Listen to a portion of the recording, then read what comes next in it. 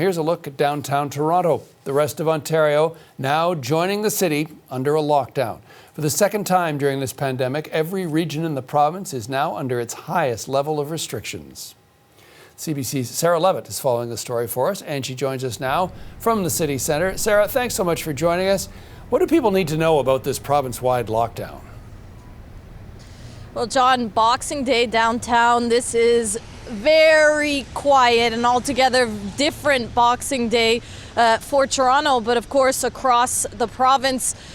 What we know is while Toronto has been used to this for the past couple of weeks, across the province, only essential businesses can remain open. So grocery stores, pharmacies, and stores that sell primarily food, they can stay open with limited capacity and ensuring that people are safe within using, hand sanitizer when you walk in the store, for example.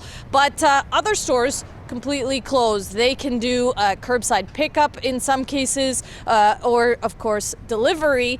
Restaurants in store or in restaurant dining no longer allowed. That means delivery and pickup only. Of course, this is all in an effort to deal with this pandemic and the rise in COVID-19 cases that we've seen in Ontario for the past couple weeks. And this week alone, on Thursday, we had a record high for the day in COVID-19 cases. And modeling showing that the only way to try and curb those case counts under 1,000 is to do what they called a hard lockdown. So 4 to 6 weeks complete shutdown in an effort to contain the spread in southern Ontario, so the Toronto area, Ottawa, for example.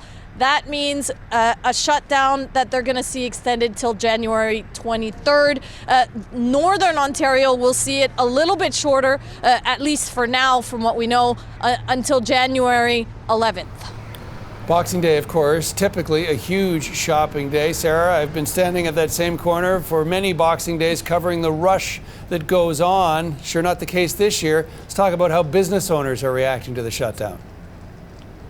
Well, you know it.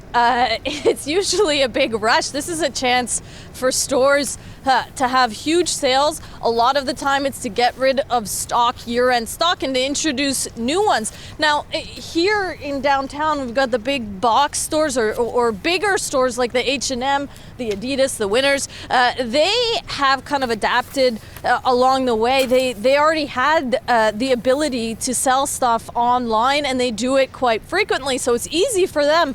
It's harder for the smaller businesses who are already having a tough time. In March they shut down and they had to deal with that closure, and now another one that might be the nail in the coffin for a lot of them. Let's hear from the Canadian Federation of Independent Businesses. We are going to see a number of shutdowns, I think, early in the new year. A lot of businesses have sort of been hanging on by the skin of their teeth, hoping that there's maybe a new program that helps them along or some additional funding that's coming. But what's there is just not going to be enough. It was difficult to lose sales in the spring. To lose your entire Christmas season is an absolute death sentence for a retailer.